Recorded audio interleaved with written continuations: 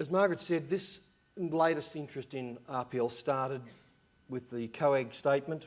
By the 1st of January 2007, all RTOs and assessment centres in receipt of public funds would have contractual obligations to offer all workers entering training who are not new entrants to the workforce a quick and simple process to recognise their skills. And that's been the driver that's driven us for the last 3 years. My talk this morning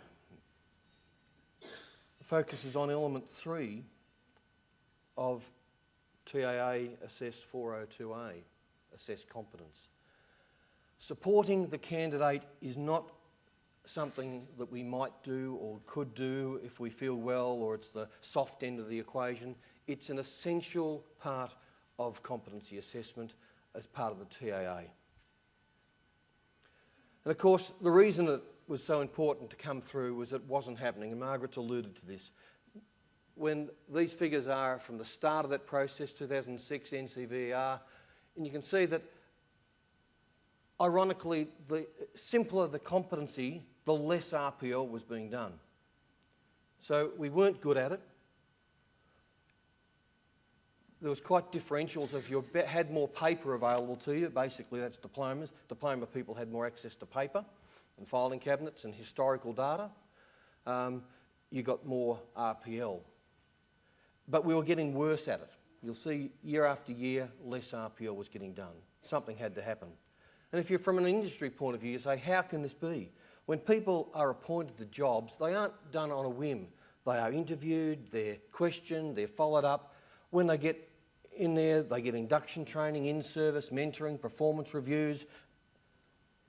And then at work, they actually use the competencies. They work alongside people with the same job description who have got the qualification that they haven't got. No special allowances made for them that they haven't got a qualification the other person has. And they're valued workers. But when it came to getting RPL, it just wasn't happening. And it was about percentages, paradigms and perceptions. Percentages, if I was 80% competent in everything, because we assessed competencies by silos, the single competency, if I wasn't 100% competent in that competency, I was not yet competent. So 80% competent in everything meant not yet competent in everything.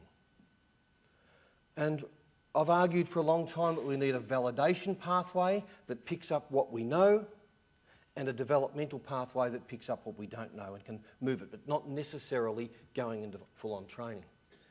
The paradigms were also very wrong.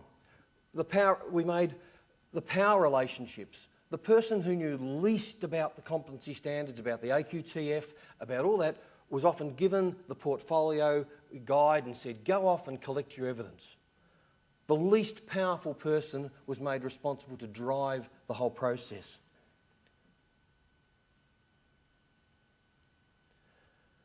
It was too much focused on the past, it was too much focused on paper, and the role of the assessor was often miscast and devalued. But it was also about perceptions. It was made out to be complex, and I agree it is complex, but training is complex. The whole mapping out of the sequencing of training is a complex activity. But we have sold this as complex. We've sold it as costly. We've sold it as controversial. What will the auditor say? Will it have parity of esteem? And of course, you'll know that Sir Humphrey always advised Bernard that, Bernard, if you do not want the minister to sign off on something, there are 3 words you must include in the briefing. If you tell the minister it is complex, costly and controversial, he will never sign off on it. And candidates haven't signed off on it, and teachers haven't signed off on it, and administrators haven't signed off on it because of these factors. We need to change the default option. We need to change RPL from being the little icing on the top, the extra if you're really good enough and motivated enough, to being the default option. Dan O'Reilly tells a story of medicos, of an experiment that was done with medicos, and they get the physicians in, a whole group of physicians, and they explain to them that there's a patient that's been coming to them for some time with pain in the hip. They've tried various regimes with him, And eventually they've got to the point of deciding that he's on the road to a hip replacement.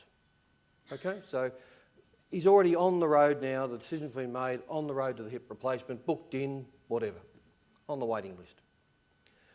And then he gets one group of the physicians and he tells them, you sat and looked at the case notes again last night and reviewed the case notes, and you found that you had not tried ibuprofen with this person. So what do? Is it hip replacement or try ibuprofen? Well, fortunately, most physicians said, bring them back, get them on the ibuprofen, see whether that works.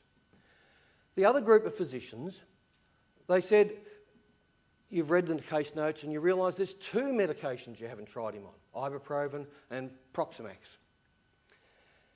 So now, the decision to let him keep going down the road to a hip replacement is just as easy. But the decision to bring him back is a bit more complex. Because if I bring him back, do I try him on ibuprofen or Proximax? Which one first, which one, how long, and whatever. Do you know that most physicians let them go off to hip replacement? Now, if they weren't already on the list, if I come into their office and they say, well, let me see, there's three options, ibuprofen, Proximax or hip replacement, okay, we'll go hip replacement. There's no way a doctor would do that. But once it becomes the default position, if I do nothing, that's what happens. When I'm faced with complexity, it doesn't take too much complexity to say, I'll just go with the flow. And that's why we've always said it's easier just to go with the class. We had it said to us yesterday. It's easier to do the course. It's easier to do the course. Doing the course is the default position. And it takes a lot to pull back. And then when we do, we're faced with a complexity that is often beyond what it needs to be.